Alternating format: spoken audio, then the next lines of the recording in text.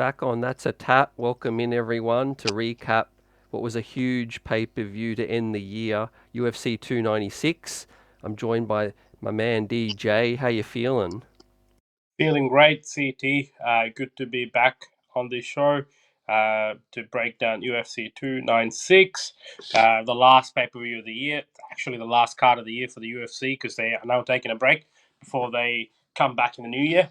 Man, yeah, look, um, looking forward to it. Looking forward to getting your thoughts on what you thought about the card, what fight stood out for you, and all these kind of things. So, yeah, like the next 20 to 30 minutes is going to be quite exciting. Yeah, no doubt. We'll grade it like we always do in terms of our spectacle, enjoyment, all of those things. But there was a lot of off-cage activity, Oh, um, in the crowd that we're going to talk about as well. But we're here to discuss firstly the action, which it yeah. delivered, man, in spades. There was vicious knockouts to the like that I think is one of the best knockouts I've ever seen, man. Josh Emmett, we're seeing him. I seen him live in Perth when he went down in the fight there, the interim with Yair Rodriguez. Yeah. Yeah, that was a vicious knockout. But yeah, we'll start with the main event, man. What was your overall thoughts on the build up, the Leon Edwards victory, and the Yeah. loss from Colby? Yeah, man. Like there's a lot to unpack there.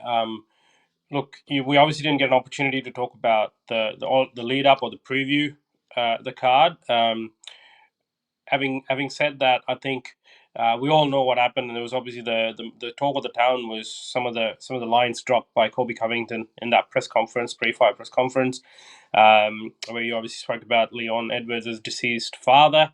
Yeah, he's come out since and actually defended himself, making those statements, outlining the background of sort of his activities prior to the demise. It's not obviously none of our business. I think nonetheless. Look, man, you know this. I'm a massive Colby Covington fan. I've always spoken quite highly about him and his fighting style. And while he does talk a lot of trash, he does go and back it up. And look, to be honest, even before the fight card happened, my respect for him dropped a little. To be honest, I think that was just a really low blow. It's certain things that you don't talk about, especially just given the circumstances of that, and then how it's impacted Leon Edwards. And he's spoken about it in the past on how it wasn't just uh, you know a death either. It was more a murder that had happened. So those things tend to sting a lot, and to be able to bring that up in a world stage and in such a manner in which he did was what was worse. So I think we've seen a lot of fighters come to Leon's defense as well. It clearly. Hit a nerve, rightfully so. I think there's certain things you can't ignore. There's mental warfare, and then there's stooping low, and I think this is the latter. But man, given all that, we saw, Leon was a man with a mission. Even in the ceremonial weigh-ins, he was, composed, he was focused, and he seemed really agitated in terms of his feelings towards Colby Covington. Then the fight takes place, the main event. Look, was it a banger of a fight? Probably wouldn't say that. It was quite technical, especially from Leon's standpoint. I think Leon Edwards gave a very good account of himself. I think obviously the most surprising part in that whole fight was how he out grappled Colby Covington, which is very uncommon, and I don't think a lot of people were expecting that. What was even more surprising is sort of through all that pre-fight remark, I was then expecting as soon as the fights started, or let's just say even the walkouts, and then hearing Colby Covington walk out to that Kurt Angle song. We're now in familiar territory, and now we're gonna look at that. We're gonna witness that forward pressure. Constant grapple, constant pressure, and then mix it up with the strikes. We just saw none of that, especially for the first three rounds. Colby Covington was constantly on the back foot. Leon Edwards was, quite accurate with his strikes, controlled the cage well, constant switching stances. All these things, I think, played a big part in sort of how those first three rounds played out. Even Leon Edwards came out and said, "Hey, I was surprised. Like I was expecting him to come out like he always does." We did see a little bit of that in the fourth round, which was a bit too late. I still thought he lost the fourth round. I think the only round that I gave Colby Covington was the fifth round, purely because of that how it ended and sort of him getting top control and the ground and pound. Outside of that, man, it was a pretty decisive win for Leon Edwards. I think we know his striking abilities. We've seen that in the past. We've seen that as recently as the Usman KO. But we got to witness sort of a dominant his ability to grapple, I should say, and how well-rounded a fighter he is. And I think we've spoken about this in some past episodes when we spoke about certain individuals, certain fighters coming out there and performing. How most of the champions we see nowadays are actually well-rounded, even though they come from one aspect of fighting. They now learn to shape themselves into well-rounded fighters and adding those into the toolkit. I mean, Dana White actually made a good comment. If you look at the last three fights of Leon Edwards, it was two against Usman and one against Colby Covington, arguably two of the best grapplers in the division. So obviously had to up his grappling prowess, and then that showed in the fight for him to be able to take Colby down, which we don't see that happen much. Even Usman couldn't take him down, I think, bar one occasion for a brief fleeting moment, whereas Leon Edwards was actually able to control him a little bit. Colby spoke a lot about ring rust. He was giving our excuses, even to the point where he said he thought he won the fight, which I thought was quite funny. I think it was pretty obvious. Everyone in the crowd knew that. I mean, look, we know how much of a pro Colby crowd you can get in T-Mobile, especially because of his strong support towards not only America but also Trump and being there. That very crowd was booing him, so that tells you a lot. And then they even applauded Leon Edwards during his post-fight press conference. So I think that tells a lot. I think sort of we were all for trash talk, but few things. One, being mindful, or not, even if you feel a certain way about a certain individual, if it's close family, you just keep it off camera. Maybe you can even confront the person directly, but not like that. That's one. And then the other, obviously, if that's gonna be the case and trash talk is your method, make sure to back it up, which he has in the past, right? Like, I mean, even the Usman fights, to be honest, I actually thought he won one, and the other one was quite close, and he got stopped. So yeah, look, this incident wasn't. The difference was clear as clear as water, because I mean, you could see who was winning straight from the get go, and Edwards, won 4-1. So that's a shutdown in my opinion. So yeah. Yeah, absolutely, man. You summed it up. Agree with your thoughts. I think this is the lowest I think a fighter's stooped. We never know what's going through people's minds, but yeah, I think it's unanimous in people's thoughts, and I agree with Dana's comments as well. I got to applaud Edwards for his calmness. After the win and the interview. Yeah. Almost being broken down, becoming emotional, but handling his business. Terrific win for him. Another defense, and I think the next fight should be in the UK. What do you think about the potential the match with Bilal or someone else? There's he kind of doesn't feel like he's deserving of it. And then I'll give you my thoughts on the Colby situation. Yeah, man. Like, look, I want to piggyback on what you said just before about his calmness and composure, and that's championship material, right? Like being able to be calm and composed in such a situation, and to come out and perform the way he did. So he's a true champion. For me, I'm clearly becoming a fan of Leon Edwards, and sort of, my respect for him is growing leaps and bounds with each fight. And look, he seems very determined. His approach to fighting is great to see, and he wants to be that long reigning champ. So man, it's all great to see. In terms of your question about Belal Muhammad, I think, look, he weighed in. Like, if you go by the whole scenario where Colby Covington weighed in and then he got the title shot, then if so, then Belal Muhammad should, like, he's done his due, right? He's since fighting Leon Edwards last, and it was a no contest, if you remember. He's come back and he's sort of beaten.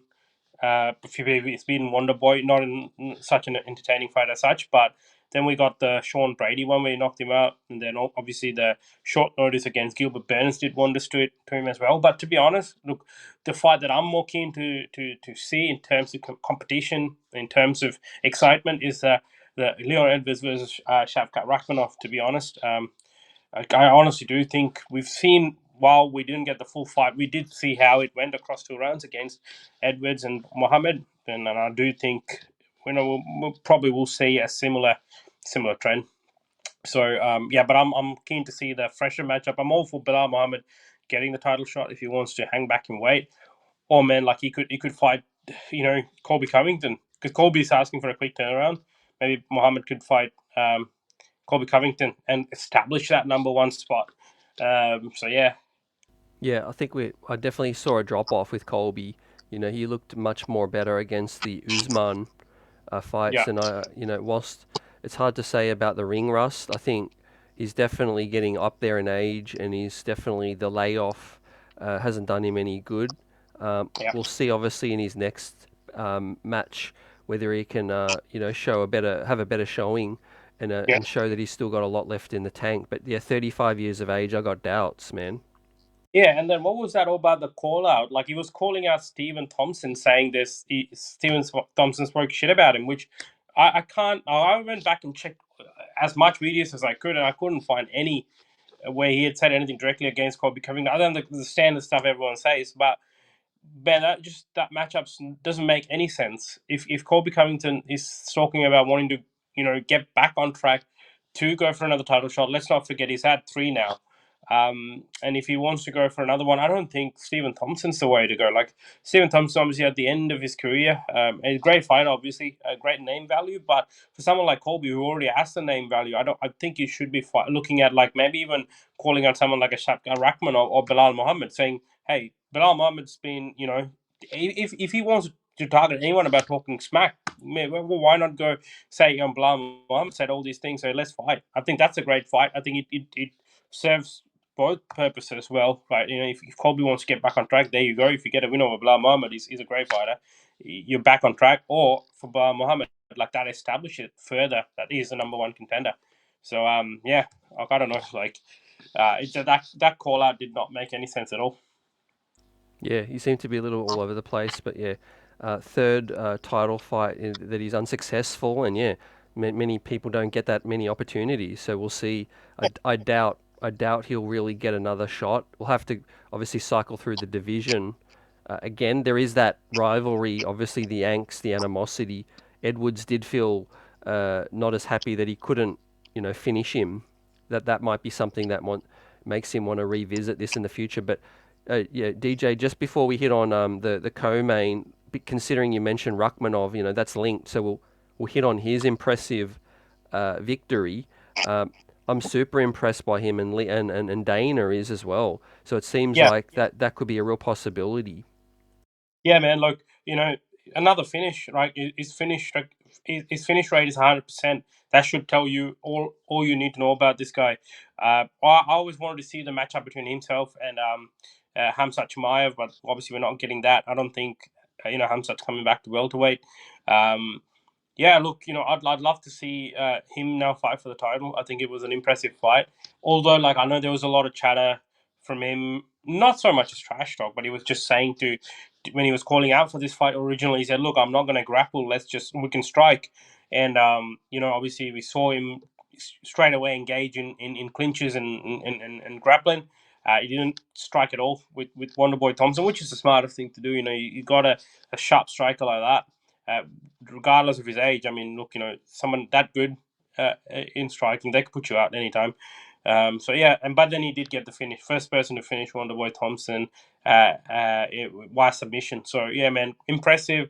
I think he's proven himself, and he's proven a worthy contender to the title. Like I said again, like I'm not taking anything away from Bilal Muhammad. I think he's a great fighter. I think he deserves to fight for the title. I also think Shavkat Rakhmonov versus Leon Edwards will be a great fight. Yeah, I think he's in the picture anyway, and regardless of whoever Leon defeats for next, Yeah, Bilal's still going to be around. So yeah, I agree with you. I think he'll still get a chance. But yeah, really impressive. Yeah, he's definitely one to watch, and I look forward to it. Obviously, yeah, the submission of Thompson, but the co-main, Alessandre Pantoja, a really impressive win over Roy Val. yeah. A Brazilian reporter asked Dana also at the end, could he see Pantoja headline or co-main an event in Brazil next year and in the first semester. And Dana said, yeah. So that's big. That is big, actually. I mean, like co-main makes a lot of sense, right? You got the likes of one Alex Pereira, who's a champion, who's a big draw.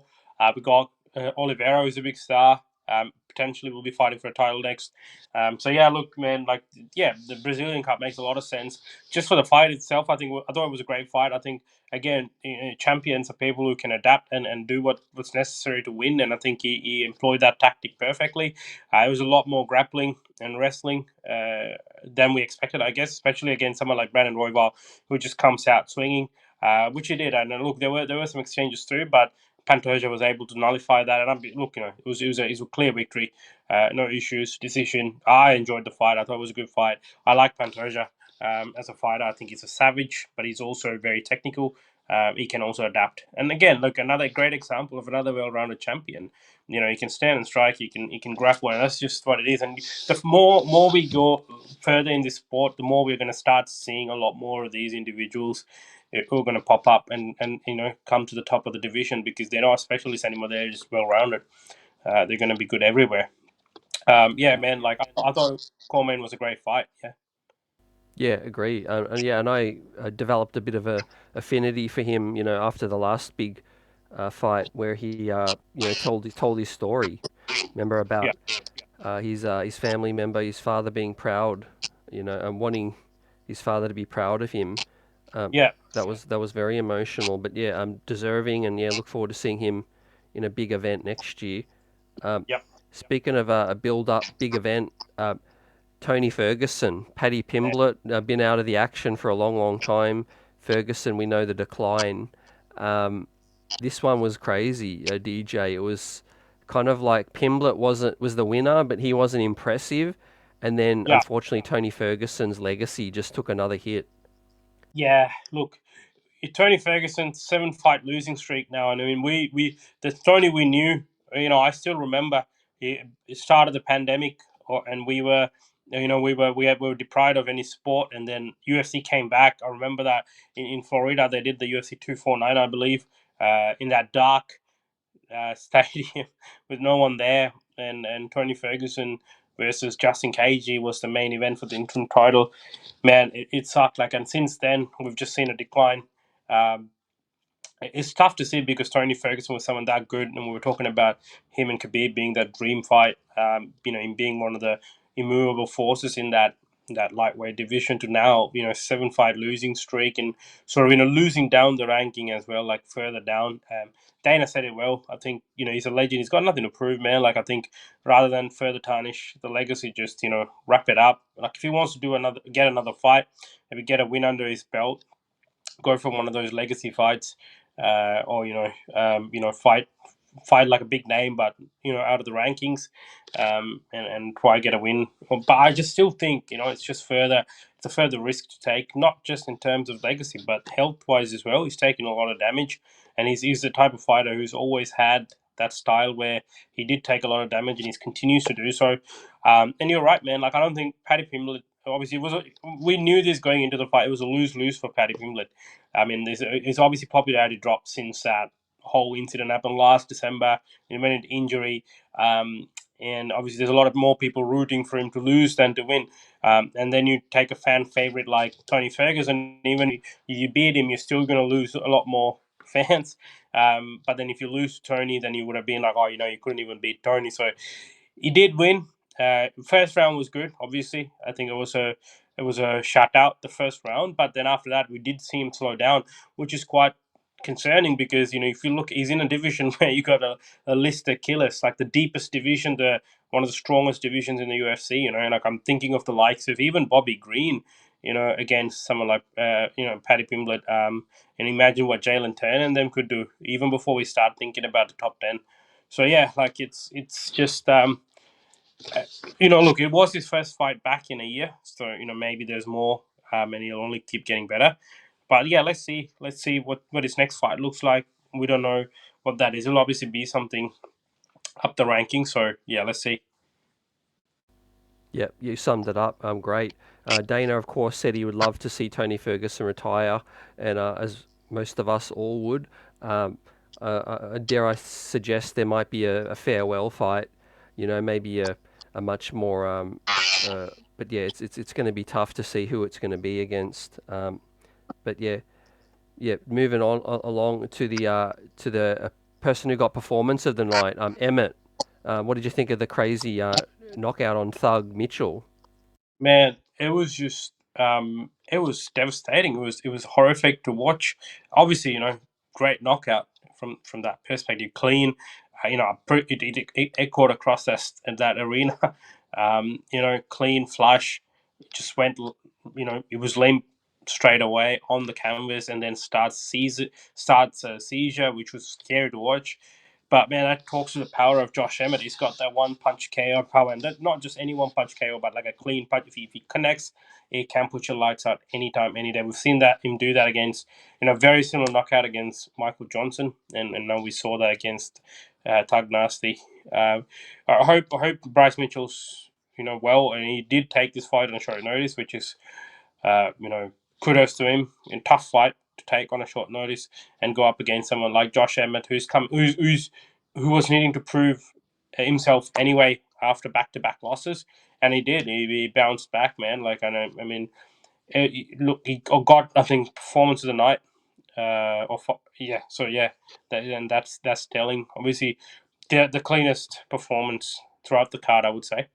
Yeah, Yeah, you, one of the one of the best knockouts I think I've ever yeah, seen. Yeah, saw it live, obviously, and yeah, yeah, Mitchell seemed to recover, and he seems to be all good from everything we hear. yeah, So definitely, I look forward to seeing both of them uh, back up in their yeah. next bout. But yeah, Alonzo Menafield also had an impressive win, a Yeah, stoppage against Jacoby. That was the feature prelim. I really yeah, enjoyed that one too. yeah, man. That was a good fight. I think Manfield is a good fighter. He's an entertaining fighter. We saw him last against Jimmy Crute, obviously where he defeated Jimmy Crute, and now we saw him defeat Jacoby. So he's good. Like obviously he's making his way up the rankings. So it's an exciting fight to watch. So yeah, um, Yep, and great fight there. We got the other fight between Aren Aldana and uh, Rosa. what was Rosa. Man, that fight, like I did not expect that. I didn't go into it. I didn't know what to expect going into that fight, but definitely did not expect that to be that good, and it did. It got fight of the night. It was just back to back, man, like back and forth. I was just glued to the screen. But at one point I just stopped caring about who's winning. I was just like taking all the action in. Two tough ladies, man. Oh, kudos to them. Much respect to them. I think Aldana had a lot to prove as well after a very lackluster performance against Amanda Nunes. And look, she came back and she proved how tough she is, and she got the nod. So yeah, well done. Yeah, DJ, and yeah, Cody No Love Garbrandt got a big stoppage on Boom Kelleher as well. Yeah, yeah. Look, I'm a massive fan of Cody Garbrandt. Win or lose, he's always entertaining. And like that performance against Dominic Cruz is one of the best performances in a title fight. Yeah, man, like it was great to see that he got a knockout. Impressive. Yeah, I'd like to see him sort of make his way up slow. I know he called out Davies and Figueiredo. Maybe not him straight away. Maybe like get a couple more fights under your belt, get a couple more wins, build your confidence, and then because it is another division that is full of killers. You gotta be very careful how you uh, progress through that division. So yeah, Yeah, and of course, unfortunately, Aussie Scott Casey yep. O'Neill lost her to Lipsky. Lipski, yep, man. But as it was very unfortunate. Obviously, Casey O'Neill couldn't get the win, but from Ariana Lipski's point of view, man, that was a very dominant performance. It just completely shut Casey O'Neill down and got the finish. So yeah, pretty impressive. I think she got performance tonight as well, like deservedly so. Yeah, pretty Yeah, pretty good fight. Yeah, yeah, yeah, man, it was an action-packed prelims, a yeah, solid main card. Now for yeah. the for your grade for this, what do you give it for UFC Oh, 296 Team Oval? I'll just give it a. I'll give it a 7 out of 10. I mean, it didn't. I didn't feel like it delivered what was promised on paper. In terms of entertainment, I think it was packed with some great fighters. But yeah, look, man, I still feel like that Miami card at the start of the year was pretty solid. I remember enjoying that a lot. The International Fight Week cards were good as well. The Utah cards, so there were some solid cards in there. So they're going up against some tough competition. So I just thought it was 7 out of 10 maybe. Yeah. Yeah, that's solid. Yeah, for me, I was thinking kind of 7.5. Yeah. Yeah. I think, yeah, not as good as it could have been. Obviously, the buck always stops with the main event. Right. Not that we're saying, we didn't enjoy an Edwards domination, but yeah, would have loved it to be, highly contested. I Yeah. think, yeah, Colby was a lot more disappointing in his Yeah. performance. Every other big Agreed. name kind of was very impressive outside of Tony Ferguson. Yeah, and I think you make that great. You make a great point there. Like I think when we talk about the main event and not delivering, let's be clear that Leon Edwards held up his end of the bargain. I think he showed up and showed out, and he performed really well. Showed his versatility, showed his full repertoire and his entire toolkit. How well rounded a fighter he is. Yeah, unfortunately, Colby Covington didn't show up. Yeah, but yeah, also wanted to yeah, give a shout out to the crowd. It was good to see the buzz was sensational. The gate was, I think, the 15th highest gate ever, or Yeah. 12th highest gate ever. So the UFC does end on a bang. Yeah. But with that said, Dana did shock the world with an announcement at the post event presser. What was your reaction to the announcement? First of all, that Miami card is just insane. I'll start with that. I just look. I know Miami's traditionally they've done some good fights in Miami, entertaining ones. We've had the Masvidal Colby fight. We've had the Adesanya Pereira fight. But now I know we're lining it with O'Malley and Cheetah, which is an exciting fight in itself. But man, to stack that card, like I think they've announced more than like 8 stellar fights in there. I think the latest revelations for that card, Michael Venom Page is signed with the UFC. There was rumors floating around that he's gone with the PFL, but obviously UFC got the deal done. And man, what a fighter to welcome him to the UFC. I mean, your man, Trailblazer Holland, is gonna welcome him, and I think it's a tough fight. I actually give the edge to. So I know it's way too early for predictions and all that. But I'm just giving the edge to Holland in this one because Holland's a gamer. And it's going to be a tough night out for Michael Venom Page on his debut. But what a fight! But man, I'll tell you what, the most exciting fight for me that got announced there was without a doubt, by a country mile, was Jack Della versus Gilbert Burns. Huge fight, right? Huge fight. You look, we've spoken about this before. We know that Jack Della's destined for great things in that division in the UFC, and man, this fight it will help catapult him to the top of that division. Right, you're fighting Gilbert Burns, who's previously fought for the title, who's got fights under while he lost to Hamza Chimaev. There was a lot of argument that he won that fight. Also, his toughness is well documented. Bar that last fight with Bilal Muhammad, where he was injured halfway through the fight, he couldn't really perform. He's been impressive, and I think if Jack Della can get the job done against Gilbert Burns, we're going to look at some big fights for Jack. Maybe one more fight away from a title after that if he's able to. So I'm excited for that. Ian Gary and Jeff Neal, the original fight that was meant to happen. I know there was a lot of back and forth. Ian Gary did what he does best, and did things with Jeff Neal's mugshot. Obviously, Jeff Neal. We know Jeff Neal's a bad dude, man. Like he comes out and he puts a beating on you. So I'm excited for that fight. I'm excited to see that fight. Then we got another banger announced in the bantamweight division: Song Yadong versus Peter Yan. Peter Yan's coming back. Hopefully, he can bounce back because he's now on a five fights kid himself. Um, and then we got there's a little bit of bad blood there too. So man, it's a stellar card. It's a hell of a card.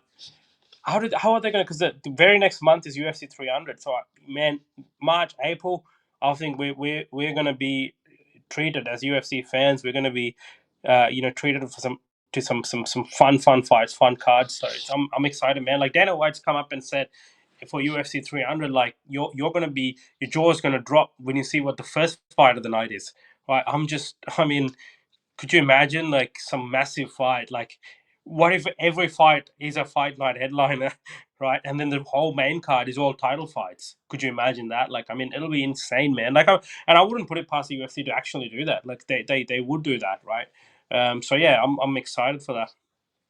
Yeah, definitely, man. Real quick about Michael Venom Page, I'm kind of surprised that with Bellator getting bought out by PFL, that he didn't end up following suit.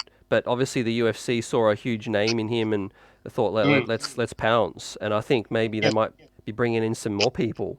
So yeah. that It's a good move. It's a smart move, and UFC have been pretty open about that and showing their interest in him because we saw photos of him and Dana White surface earlier in the year.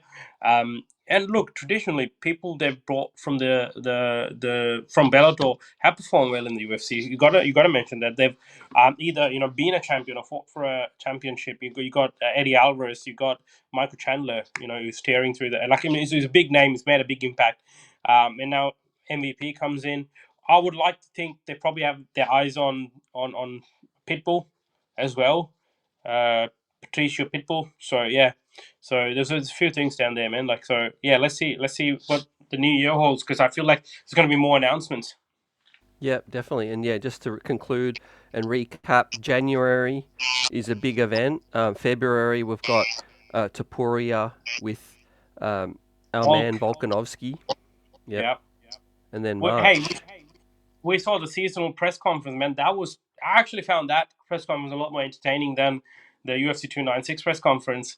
But having said that, man, like, yeah, I'm excited for the Sean Strickland fight. Like, especially after everything that went down in the crowds, they had a brawl. Dana White owned up to it and said, "Look, I probably made a mistake. Made them sat them next to each other. It's a mistake, missed that." And yeah, like obviously, no surprises. Sean Strickland's a guy who carries his heart on his sleeve, so jumps in and Yeah, does what he does.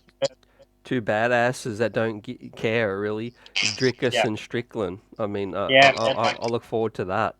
I am very much looking forward to that fight. And and also for the Volk Topuria fight. So that's a big fight. That's a a very skilled fight. I feel like we're gonna see a very skilled fight. And then we lead up going to the Miami card. So yeah, man, like we're gonna be spoiled as UFC fans. Yeah, hold on to your hats, and we'll be here for a preview early next year. We want to wish everyone a happy holiday, Merry Christmas, and whatever you celebrate. It's been a pleasure talking your fights with you, DJ. The pleasure's mine. Always fun breaking these down. I know we're going to take a small break and then we'll be back in the new year, uh, previewing our fights and recapping fights and talking fights. So, yeah.